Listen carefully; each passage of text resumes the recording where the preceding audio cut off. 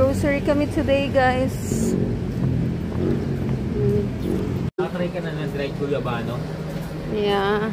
Ano pa ba? 1.30 dito ang Century Tuna, guys. Yan.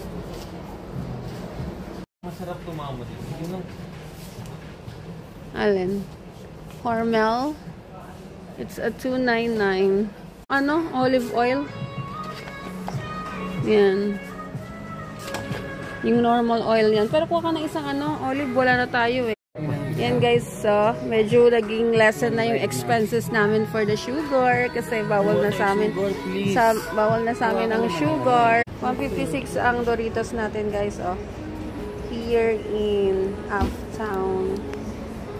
Ang potato natin 144. Yan, 144. Yan. For this one 237 siya guys, oh. Ng Australian 463 for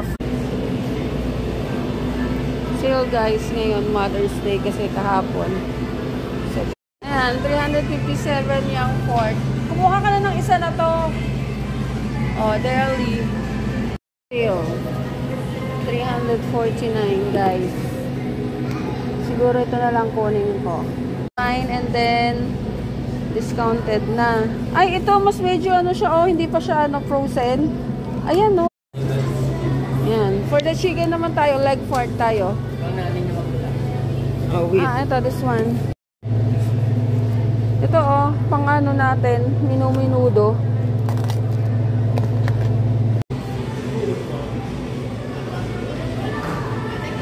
Okay na tayo dyan. Okay na tayo. Kumuha ka na ng Yakult kung gusto mo. Ano? Yakult? Lahat na lang ginusto eh, no? You know the drill, bro.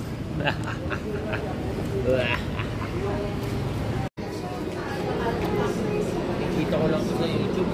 Yeah nga. 20% yung Nutella, oh. Mabakabasag ka, ha? International taste na yung taste buds ni ninyo, guys. Ayaw niya nang tumikim ng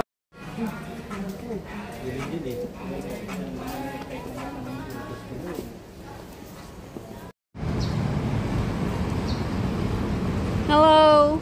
Hindi na namin ikaw in-orderan ng Starbucks.